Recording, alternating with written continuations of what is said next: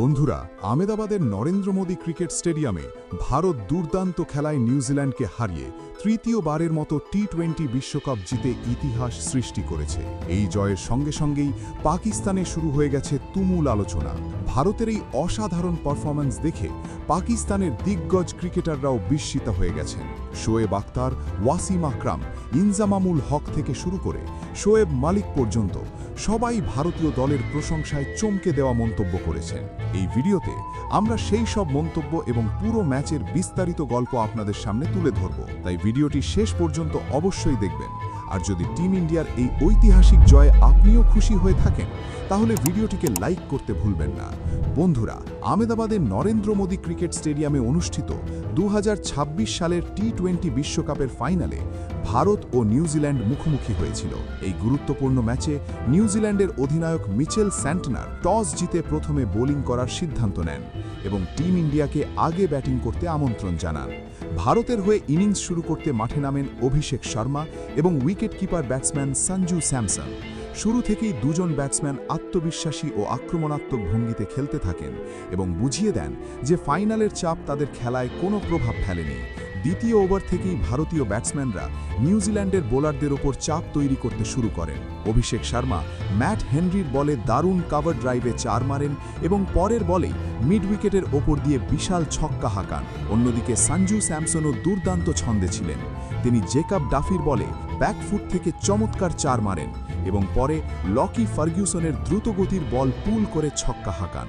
দুজন মিলে এমন দাপুটে ব্যাটিং করেন যে পাওয়ার প্লের 6 ওভারে ভারত কোনো উইকেট না হারিয়ে 92 রান তুলে ফেলে। অভিষেক শর্মা মাত্র 21 বলে 52 রানের ঝড়ো ইনিংস খেলেন, যেখানে ছিল 6টি 4 ও 3টি ছক্কা। সপ্তম ওভারে রচিন রবীন্দ্রার বলে বড় শট খেলতে গিয়ে তিনি আউট হয়ে গেলেও ভারতের জন্য দুর্দান্ত সূচনা করে দেন। এরপর ক্রিজে আসেন ঈশান কিষান এবং দ্রুত রান তুলতে শুরু করেন। তিনি জেমস নিশামের বলে পরপর 4 মারেন এবং একটি ছক্কা হাঁকিয়ে রান তোলার গতি বাড়িয়ে দেন। অন্যদিকে সঞ্জু স্যামসন অসাধারণ ব্যাটিং চালিয়ে যান এবং 46 বলে 89 রানের ঝড়ো ইনিংস খেলেন। ঈশান কিষানও 25 বলে 54 রান করে তাকে দুর্দান্ত সঙ্গ দেন। তাদের এই জুটিতেই ভারতের বড় স্কোরের ভিত তৈরি হয়। মাঝের ওভারে হার্দিক পান্ডিয়া 13 বলে 18 রান করেন আর শেষ দিকে শিবম ডুবে মাত্র 8 বলে 26 রান করে দারুণ ফিনিশিং দেন। ফলে ভারত 20 ওভারে 5 উইকেট হারিয়ে 255 রানের বিশাল স্কোর দাঁড় করায়।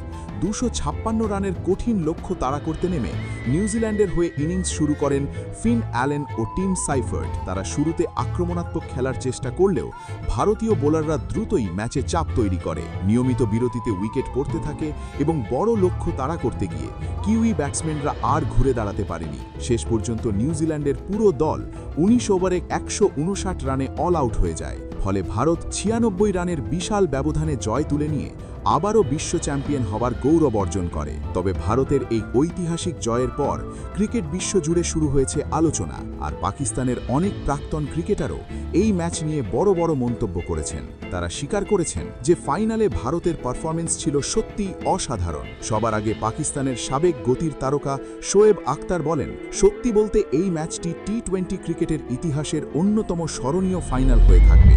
ভারত যেভাবে শুরু থেকেই আক্রমণাত্মক ব্যাটিং করেছে তা পুরো বিশ্বকে অবাক করে দিয়েছে। বিশেষ করে অভিষেক শর্মার ঝড়ো ইনিংস ম্যাচের শুরুতেই নিউজিল্যান্ডের বোলারদের চাপে ফেলে দেয়। এরপর সঞ্জু স্যামসন যেভাবে দায়িত্ব নিয়ে ব্যাটিং করেছেন তা একেবারে মাস্টার ক্লাসের মতো। তার মতে এমন আত্মবিশ্বাসী ব্যাটিং খুবই কমই দেখা যায়। এরপর সুইংয়ের সুলতান ওয়াসিম আকরাম বলেন, ফাইনালের মতো বড় ম্যাচে 250-এর বেশি রান করা এবং সেই স্কোর সফলভাবে রক্ষা করা মোটেও সহজ কাজ নয়। কিন্তু ভারত যেভাবে পরিকল্পনা, আত্মবিশ্বাস এবং শৃঙ্খলার সঙ্গে ক্রিকেট খেলেছে সেটাই প্রমাণ করে কেন তারা একটি চ্যাম্পিয়ন দল। তার মতে ভারতের ব্যাটিং ও বোলিং দুই বিভাগেই অসাধারণ ভারসাম্য দেখা গেছে। পাকিস্তানের আরেক সাবেক তারকা অলরাউন্ডার শাহিদ আফ্রিদি বলেন, তিনি অনেক বড় বড় টি-20 ম্যাচ দেখেছেন, কিন্তু ফাইনালে এতটা আক্রমণাত্মক ব্যাটিং খুব কমই দেখা যায়। ভারতের ব্যাটসম্যানরা শুরু থেকেই নিউজিল্যান্ডের বোলারদের ওপর চাপ তৈরি করেছে এবং তাদের ঘুরে দাঁড়ানোর কোনো সুযোগ দেয়নি। তার মতে এই ম্যাচে ভারতের ব্যাটিং ছিল একেবারে আধিপত্যপূর্ণ। পাকিস্তানের সাবেক অধিনায়ক ইনজামামুল হক বলেন, ভারত পুরো টুর্নামেন্ট জুড়েই অসাধারণ ক্রিকেট খেলেছে এবং ফাইনালেও সেই ধারাবাহিকতা বজায় রেখেছে। তাদের ব্যাটিং লাইন আপ খুবই শক্তিশালী এবং প্রতিটি খেলোয়াড় নিজের ভূমিকা খুব ভালোভাবে বোঝে। এই কারণেই বড় ম্যাচে তারা এতটা আত্মবিশ্বাসের সঙ্গে খেলতে পেরেছে। এদিকে পাকিস্তানের সাবেক পেসার মোহাম্মদ আমির স্বীকার করেছেন যে তার আগের ভবিষ্যৎবাণী পুরোপুরি ভুল প্রমাণিত হয়েছে। তিনি ভেবেছিলেন নিউজিল্যান্ড এই ফাইনালে ভারতকে কঠিন চ্যালেঞ্জ দেবে, কিন্তু ভারতের পারফরম্যান্স ছিল একেবারে ভিন্ন স্তরের। বিশেষ করে ব্যাটিং লাইন আপ যেভাবে রান তুলেছে তা নিউজিল্যান্ডের জন্য ম্যাচকে অনেক কঠিন করে দেয়। সবশেষে পাকিস্তানের অভিজ্ঞ অলরাউন্ডার শোয়েব মালিক বলেন, ভারতের এই জয় সত্যিই বিশেষ, কারণ পুরো টুর্নামেন্ট জুড়ে তারা ব্যাটিং, বোলিং এবং ফিল্ডিং এই 3 বিভাগেই অসাধারণ ভারসাম্য বজায় রেখেছে। তার মতে একটি দল তখনই চ্যাম্পিয়ন হয় যখন তারা সব বিভাগে ধারাবাহিকভাবে ভালো পারফর্ম করতে পারে, আর ভারত ঠিক সেটাই করে দেখিয়েছে। বন্ধুরা, আপনার মতে ভারতের এই ঐতিহাসিক জয়ের আসল নায়ক কে? অভিষেক শর্মা, সঞ্জু স্যামসন নাকি অন্য কেউ?